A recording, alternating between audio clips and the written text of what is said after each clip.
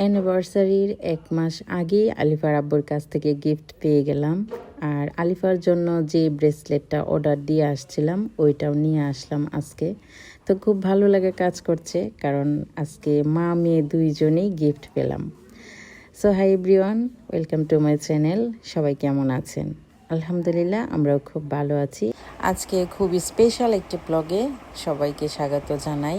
সবাই পুরো ভিডিওটি দেখবেন, আর ভালো লাগলে লাইক করে তারপর একটা সুন্দর মন্তব্য রেখে যাবেন।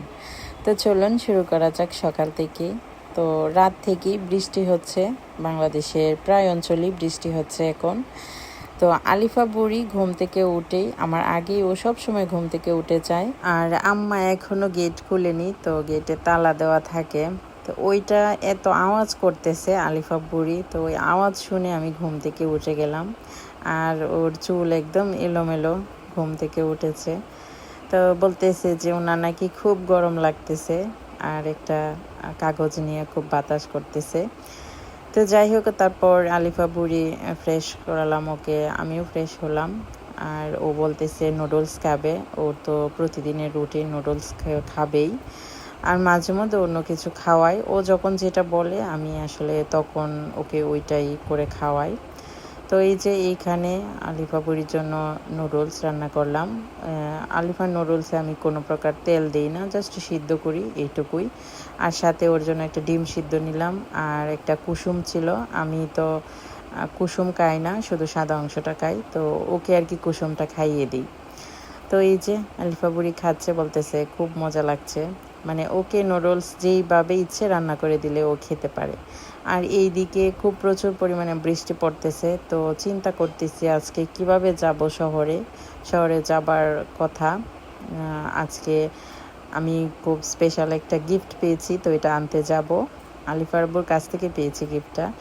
আর হচ্ছে আলিফা বুড়ির জন্য যে ব্রেসলেটটা অর্ডার দিয়েছিলাম ওইটাও হয়ে গিয়েছে। তো আমি ফোন দিয়েছিলাম, বলতেছে যে ওকে হয়ে গেছে।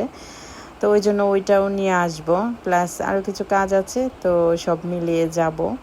কিন্তু চিন্তা করতেছি আলিফাকে নিয়ে যাব, তো এই বৃষ্টিতে কিভাবে যাব। তো এটা ভাবতে ভাবতে আসলে অনেকটা বেলা হয়ে গেছে, তারপরেও কমতেছে না। তো কিছু তো করার নেই, বৃষ্টিটা কমলে আসলে যাব, না হলে আর যাব না আর কি। আর এদিকে আলিফা বুড়ি উনি তো মানে কত কিছু করতেছে, তো বলতেছি যে এখন আর কি খাবে, তো বলতেছে ডালপুরি খাবে। আর আমাদেরও খুব ইচ্ছে করছে এই বৃষ্টিতে একটু ডালপুরি খাই। অবশ্য বিকেলের নাস্তা এটা, বাট সকালবেলা খেতে ইচ্ছে করছে। তো ওই যে ডালপুরিটা বানিয়ে নেওয়ার জন্য সব ডো আগে আমি তৈরি করে রেখেছিলাম ঘুম থেকে উঠে তারপরে। তো এখন আর কি ওইগুলো বেলে নিচ্ছি। আর ডালপুরির এই রেসিপিটা আমার চ্যানেলে খুব সহজভাবে আছে, তো চাইলে আপনারা দেখে নিতে পারেন ভিডিওটা। আর খুব সুন্দর ফুলকো হয়েছিল। ডালপুরি ফুলকো না হলে ভালো লাগে না, আর আমি একটু বড় বড় করে বানাই, আমার কাছে ভালো লাগে। বাজারে কিনতে যেগুলো পাওয়া যায় এগুলো তো ছোট সাইজের হয়, বাট ঘরে বানিয়ে খাবো ওইটা ছোট কেন, আমার কাছে ভালো লাগে একটু বড় বড় করে বানাতেই। আর ডুবো তেলে ভেজে নিচ্ছি।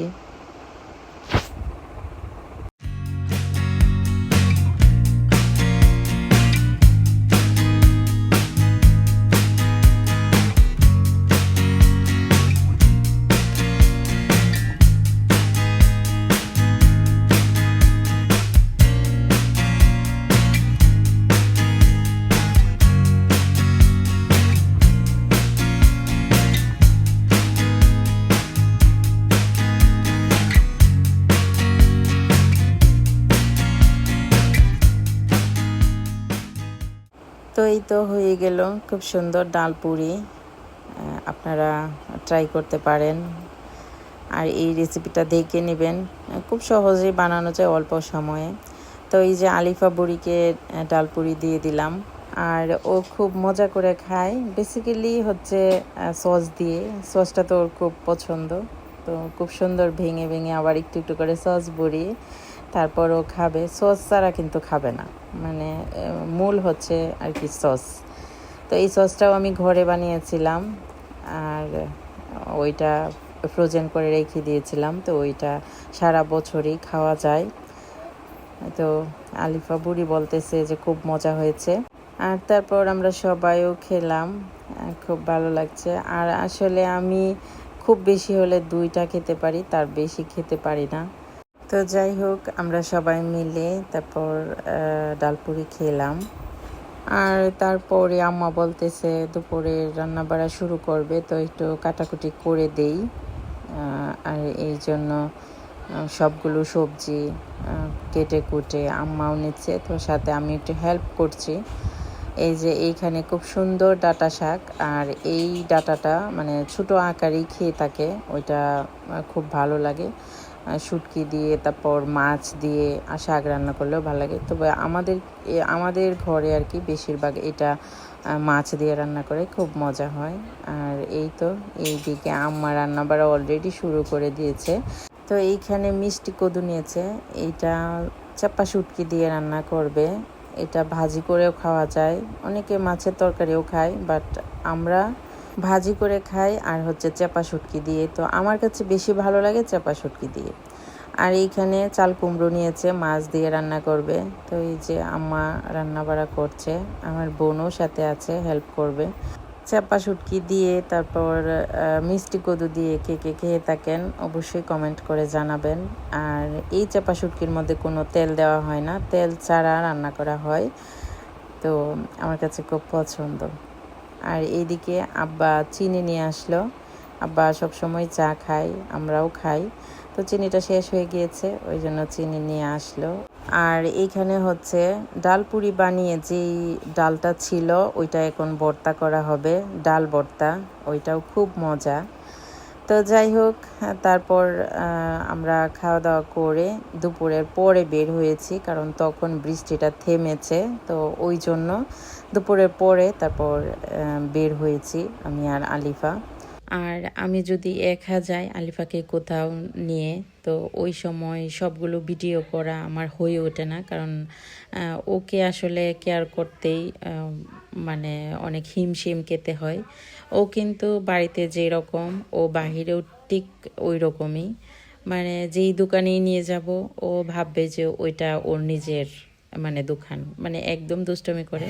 বাট আবার আমি আসলে ওই দোকানদারদেরকে অনেক থ্যাঙ্কস জানাবো, কারণ ওনারা আসলে বাচ্চাদের সাথে খুব ভালো মানে ব্যবহার করে। বাচ্চারা তো ওই রকমই দুষ্টমি করবে, ওইটা ওরা বুঝে, মানে খুব সুন্দর বিহেভ করে, যেটা আসলে খুব ভালো লাগে।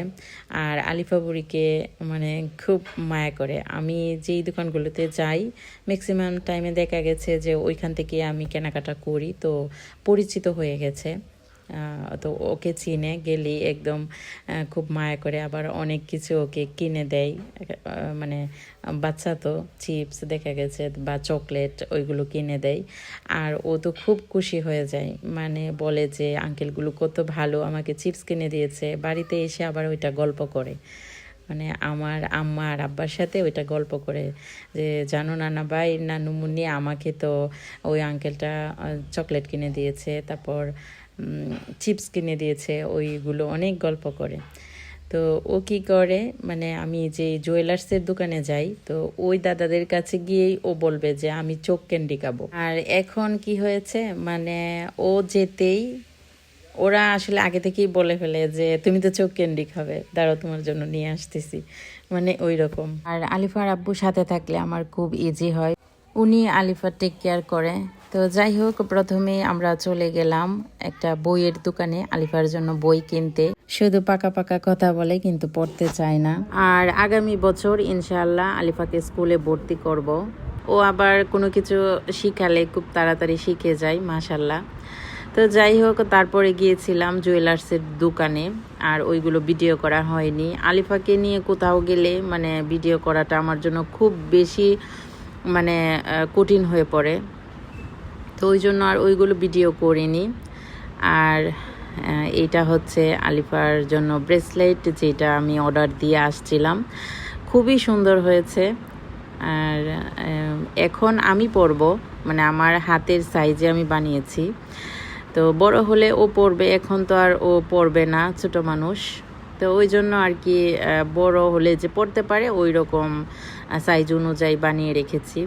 আর এইটা হচ্ছে আমার অ্যানিভার্সারির গিফট।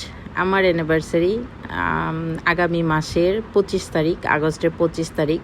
বাট 1 মাস আগে আমি গিফটটা পেয়ে গিয়েছি। আলিফার আব্বু আমাকে গিফট করেছে। প্রতি বছরই উনি অ্যানিভার্সারিতে কিছু না কিছু গিফট করে। তো অন্যান্য বছর উনি এসে আর কি কিনে দেয়। তো এই বছর মানে আগেই কিনে দিয়েছে, কারণ আমি ওই ব্রেসলেটটাও আনতে যাব। তো উনি বলতেছে যে একসাথে নিয়ে আসো, কারণ আগামী মাসের 25 তারিখ আসতে আসতে হয়তো দেখা যাবে যে স্বর্ণের দামটা আরও বেড়ে গেছে, খুব আপ ডাউন হচ্ছে স্বর্ণের দাম। তো ওইটা চিন্তা করে তো বলতেছে যে দিবই যখন তাহলে আগেই দিয়ে দিই এবার। আর আমি বেসিক্যালি ওনাকে বলি যে স্বর্ণের কিছুই যেন গিফট করে, ওইটা আগামী দিনে সঞ্চয় হয়ে থাকবে। তো ওই কথা আর কি। আর তারপর আলিফার আর আমার নুপুরগুলো একটু ওয়াশ করে নিয়েছিলাম, রাফ ইউজ করা হয়, একটু ময়লা পড়ে গিয়েছে ওই জন্য। আর আসার সময় আলিফা বুড়ির জন্য ড্রাগন ফল এনেছিলাম। আলিফা খুব পছন্দ করে ড্রাগন খেতে, তো ওই জন্য ওর পছন্দের ফলটাও নিয়ে আসলাম। আর ড্রাগন ফল খেয়ে মানে মুখ তো একদম লাল হয়ে গিয়েছে। ড্রাগন ফলের এই কালারটা এত বেশি মানে সুন্দর, খুব ভালো লাগে আমার কাছে এই কালারটা। আমার অনেক ড্রেস এই কালারের আছে, আমার কাছে এই কালারটা পরতে খুব ভালো লাগে। তো ও হা করে দেখাচ্ছিল। তো যাই হোক, আজকের ভিডিওটা এই পর্যন্তই।